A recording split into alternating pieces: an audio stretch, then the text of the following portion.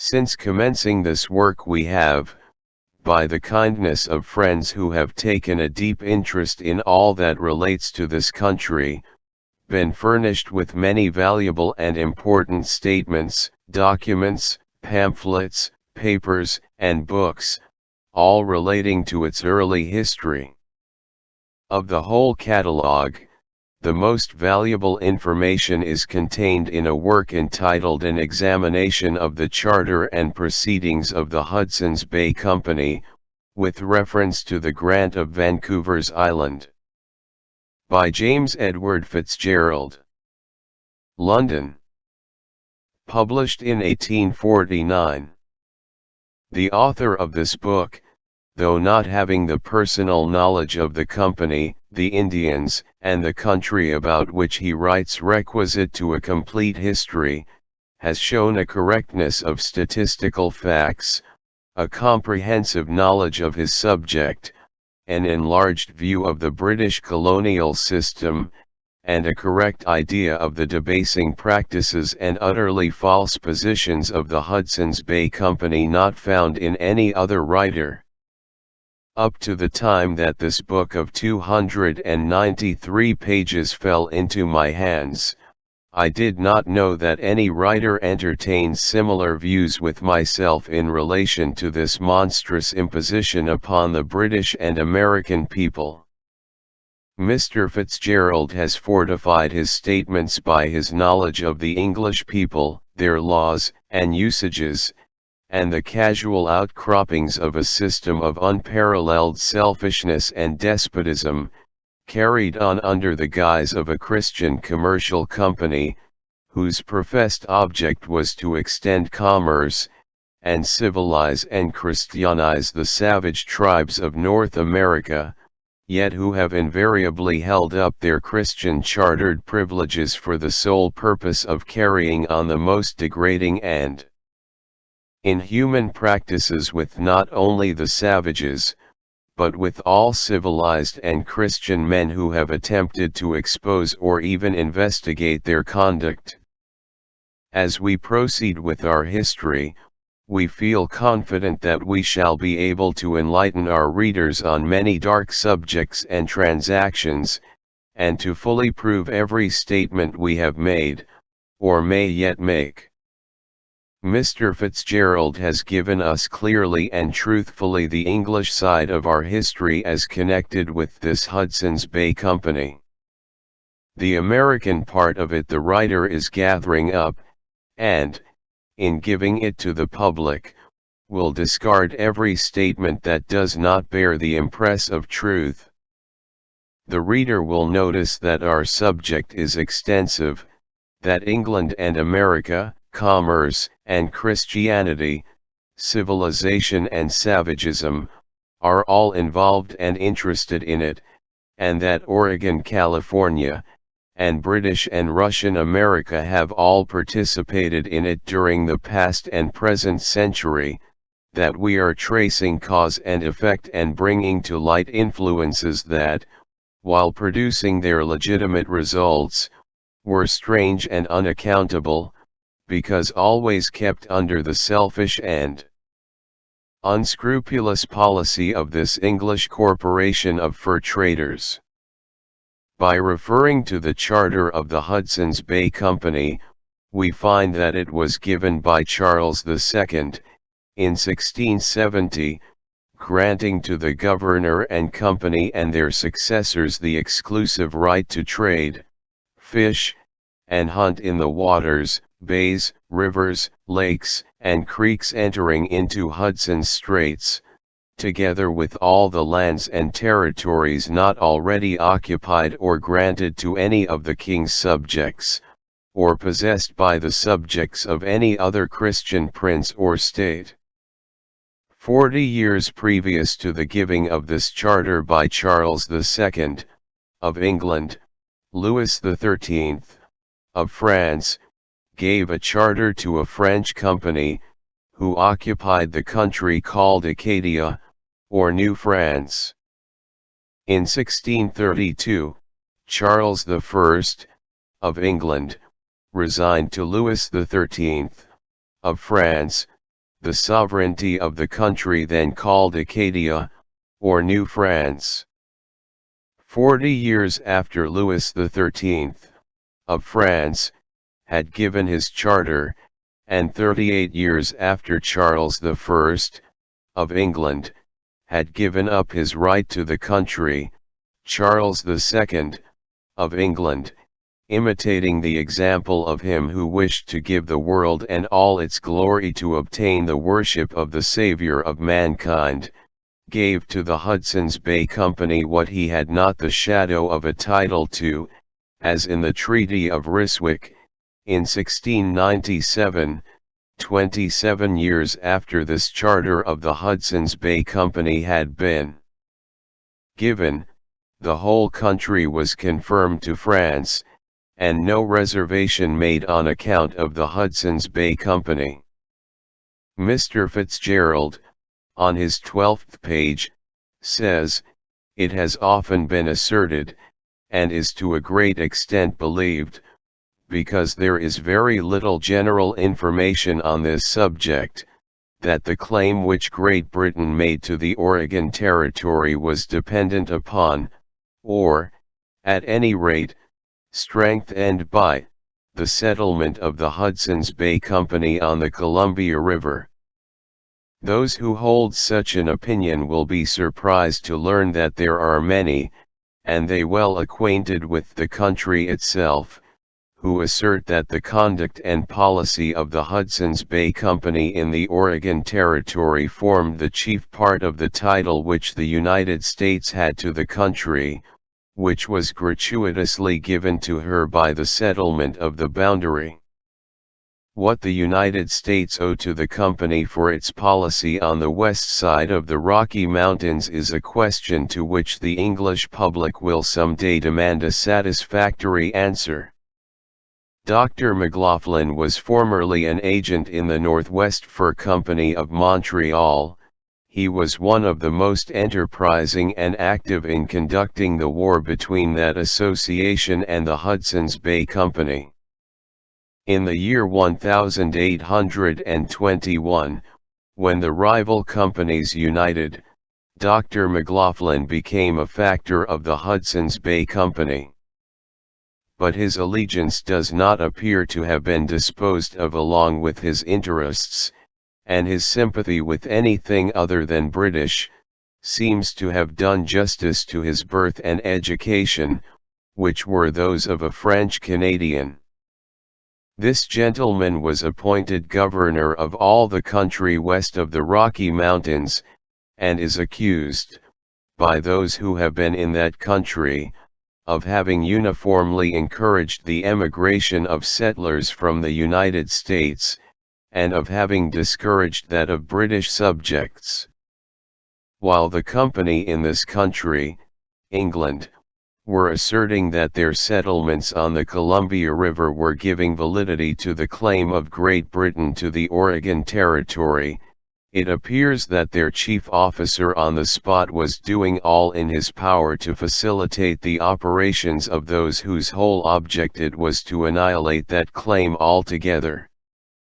Mr. Fitzgerald has given us in the above statement an important fact, and one that reveals to an American the deep-laid schemes of the English government, which, by the influence of the Hudson's Bay Company, sought to secure the Oregon Territory to itself.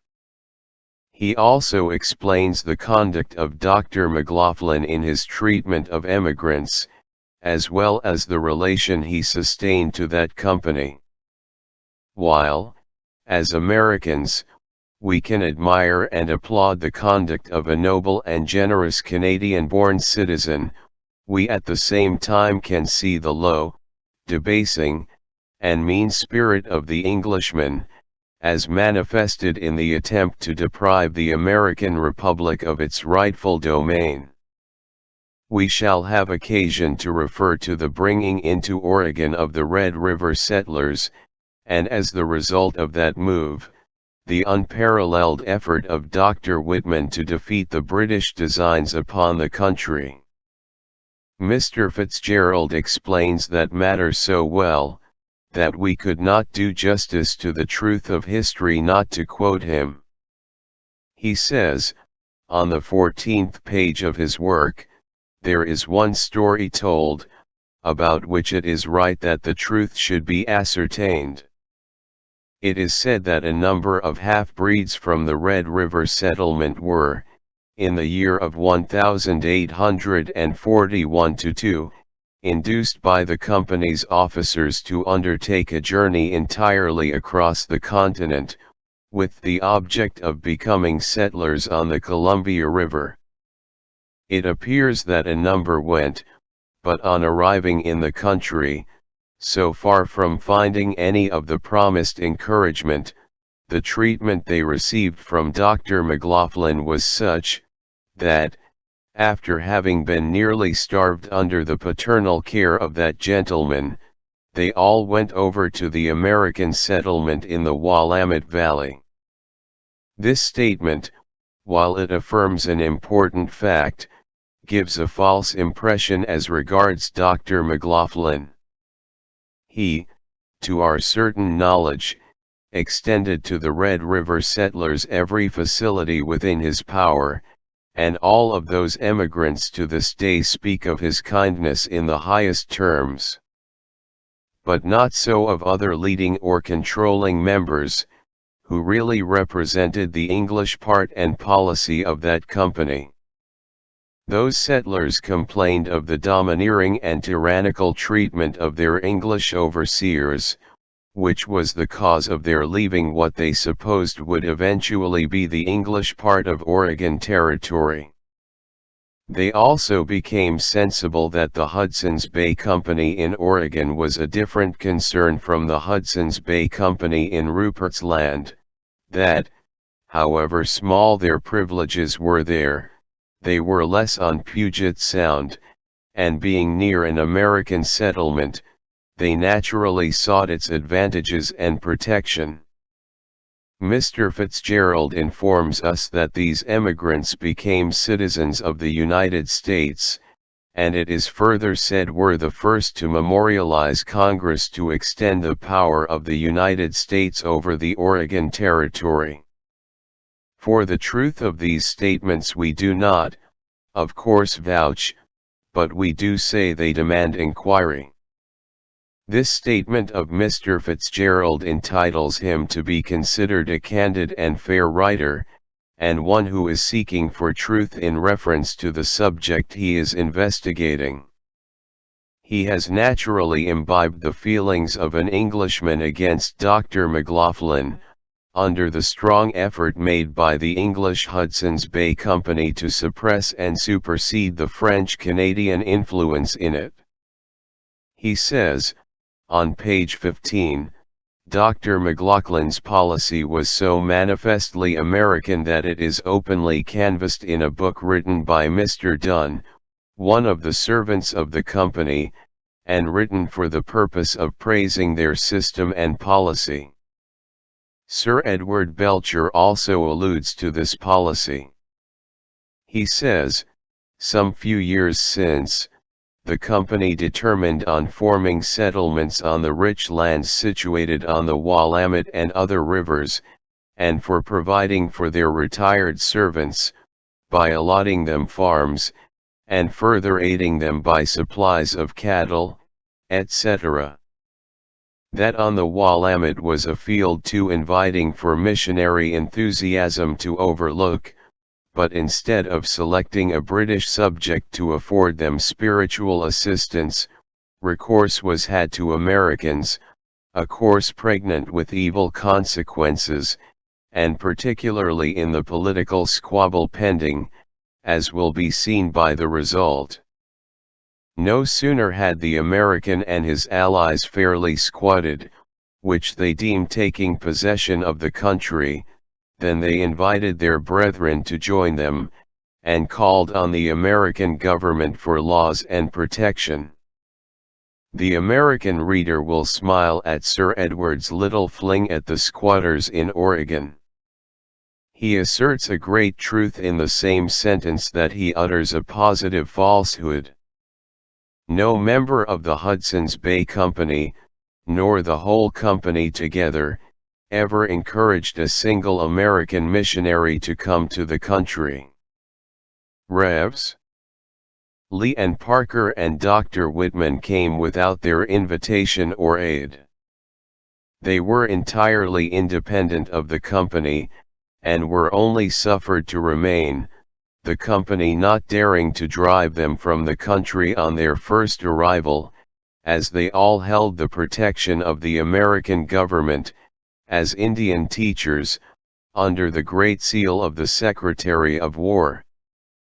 This English fling at their own company is evidence of a jealousy existing which could not be satisfied short of the utter extermination of all American influence on this coast, and is further illustrated by this same Sir Edward Belcher, in contrasting the treatment of Captain Wilkes and his party with that of his own. He says, Volume 1, p. 297, the attention of the chief to myself and those immediately about me, particularly in sending down fresh supplies, previous to my arrival, I feel fully grateful for, but I cannot conceal my disappointment at the want of accommodation exhibited toward the crews of the vessels under my command in a British possession. We old Oregonians are amused at Sir Edward's ignorance of the Hudson's Bay Company's treatment of the crews of vessels, and servants of the company. We all know his crew were allowed to associate freely with the native women in the country and to distribute their rations of rum, and any other supplies they might have, without any remonstrance from the company. Sir Edward continues, we certainly were not distressed, nor was it imperatively necessary that fresh beef and vegetables should be supplied, or I should have made a formal demand. But as regarded those who might come after, and not improbably myself among the number, I inquired in direct terms what facilities Her Majesty's ship of war might expect, in the event of touching at this port for bullocks, flour, vegetables, etc. I certainly was extremely surprised at the reply that they were not in a condition to supply.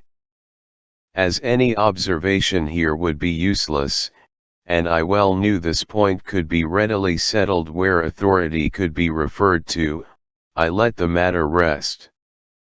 But having been invited to inspect the farm and dairy, and been informed of the quantity of grain, and the means of furnishing flour, and notwithstanding the profusion of cattle and potatoes, no offer having been made for our crew, I regretted that I had been led into the acceptance of private supplies, although, at that time, the other officers of the establishment had told my officers that supplies would of course be sent down.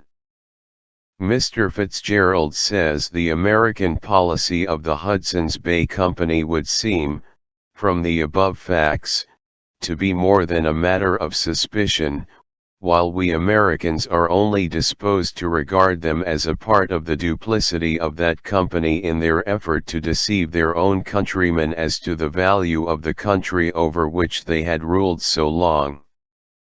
They had been too successful in deceiving all American writers to allow their own countrymen to understand their secret policy. Sir Edward Belcher and our English historian were equally misled in relation to the American policy of the Hudson's Bay Company. It is true that Dr. McLaughlin, though he was a French-Canadian subject, had not lost his American soul. The British iron had not driven the last noble sentiment of humanity from his heart, nor his connection with that polluted corporation of iniquity which pervades half the continent of North America, for when he found that this Hudson's Bay Company was utterly lost to humanity, he tells them to their teeth, "Gentlemen, I will serve you no longer." No true American historian will allow, without contradiction, that corrupt company to hand down to future infamy the name of a noble and generous servant, because their infamous policy was defeated by the establishment of the American missions in the country. Dr. McLaughlin did all that he could, honorably, to comply with their system of iniquity. Our English author says, on page 19, in reference to the conduct of the company, they are convictions which have strengthened and deepened at every step of the inquiry, convictions that the Hudson's Bay Company has entailed misery and destruction upon thousands throughout the country which is withering under its curse, that it has cramped and crippled the energies and enterprise of England, which might have found occupation in the directions from which they are now excluded, that it has stopped the extension of civilization, and has excluded the light of religious truth, that it has alienated the hearts of all under its oppression, and made them hostile to their country, above all, that the whole and entire fabric is built upon utterly false and fictitious grounds, that it has not one shadow of reality in law or in justice, that there is not the smallest legal authority for any one of the rights which this corporation claims. It is this conviction which has urged me to submit the statements and arguments contained in the following pages to the consideration of the public, and to arraign before that tribunal, from which in these days there is no escape, the judgment of public opinion, a corporation who, under the authority of a charter which is invalid in law, hold a monopoly in commerce, and exercise a despotism in government, and have so used that monopoly and wielded that power as to shut up the earth from the knowledge of man, and man from the knowledge of God. With the statements and convictions of this English author before us, we will add a statement of Sir James Douglas, given in answer to Interrogatory 11 in the case of Hudson's Bay Company's claim v. United States, to give the reader a better idea of the power and influence of that company in Oregon, in 1846. Sir James says, the Honorable Hudson's Bay Company had 55 officers and 513 articled men. The company having a large, active, and experienced force of servants in their employ, and holding establishments judiciously situated in the most favorable portions for trade, forming, as it were, a network of posts aiding and supporting each other, possessed an extraordinary influence with the natives, and in 1846 practically enjoyed a monopoly of the fur trade in the country west of the Rocky Mountains, north and south of the 49th parallel of latitude. The profits of their trade, says this witness, from 1841 to 1846 were at least £7,000 sterling annually. The 55 officers and 513 articled men of the company, with their 800 half-breeds, and the Indians they could command by the judicious position of their respective posts, were deemed by them sufficient security for their trade, and a substantial reason why they should not give up the country without making another direct effort to drive the missionary and American settlements from it, notwithstanding all their pretension to join in the provisional government organized by the pioneer Americans in 1843.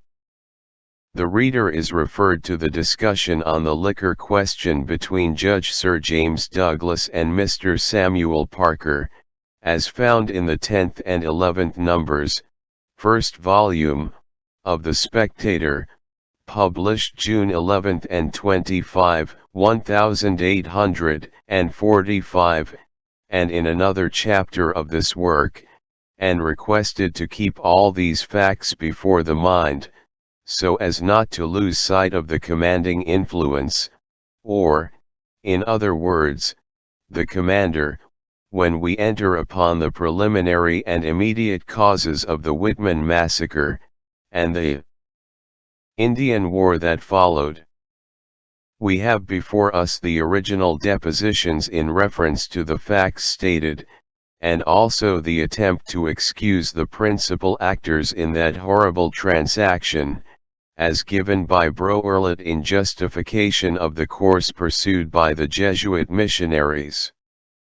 We have also the superficial and bombastic report of J. Ross Browne, Special Agent of the Treasury Department, dated December 4, 1857, containing a copy of this Jesuit history of the murder of Dr. Whitman. In his remarks previous to giving Browne's history, he says, in view of the fact, however, that objections might be made to any testimony coming from the citizens of the territories, and believing also that it is the duty of a public agent to present, as far as practicable, unprejudiced statements, I did not permit myself to be governed by any representations unsupported by reliable historical data.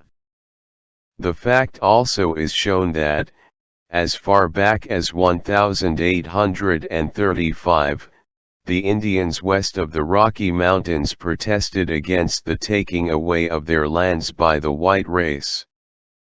That this was one of the alleged causes of the murder of Dr. Whitman and family. There are 66 pages in this report.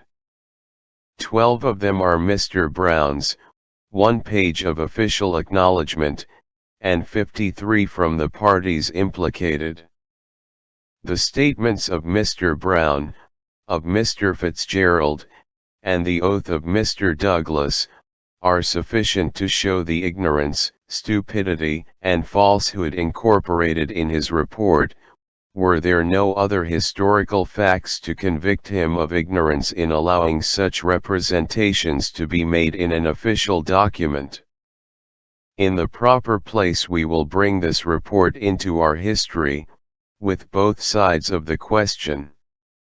Were we to express an opinion of Mr. J. Ross Browne's report, with our personal knowledge of what he pretends to relate, we would say he ignored the people, the country, and the government whose agent he claimed to be, and was reporting for the special benefit of the Roman religion and British government, as these are extensively quoted as historical data from which his report and conclusions are drawn. The reader will understand our main object to be to give a full history of all influences and prominent transactions and events that have occurred in Oregon from 1792 to 1849. To understand cause and effect, and the true history of the country, we have to examine the facts as connected with actions, and also to trace back the history of the actors, in order to see how far they may be made responsible for the result of their actions. Oregon, from the time of its discovery, has been a field where all the influences of which we are writing have been living, active influences, and they are by no means inactive or dead at the present time. Some of them are more active now than they were in 1836. A full knowledge of the past will enable us to guard the present and the future. Our English writer has gathered his facts and drawn his conclusions in London.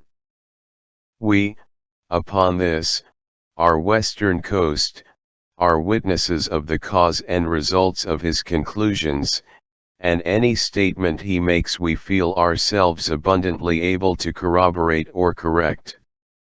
As we proceed with our history we shall have frequent occasion to quote Mr. Fitzgerald, as the best English evidence, in favor of our American statements or positions.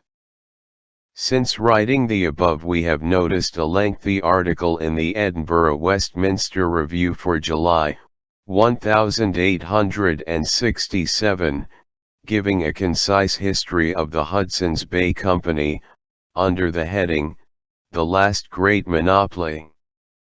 In that article the author has shown extensive historical knowledge of the operations and influences of that monopoly in that portion of our continent over which they have held exclusive control.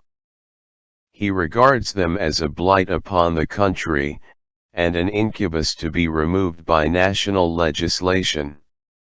If our work had been published, we should conclude that he must have drawn many of his facts from our own observations. But this is not the case.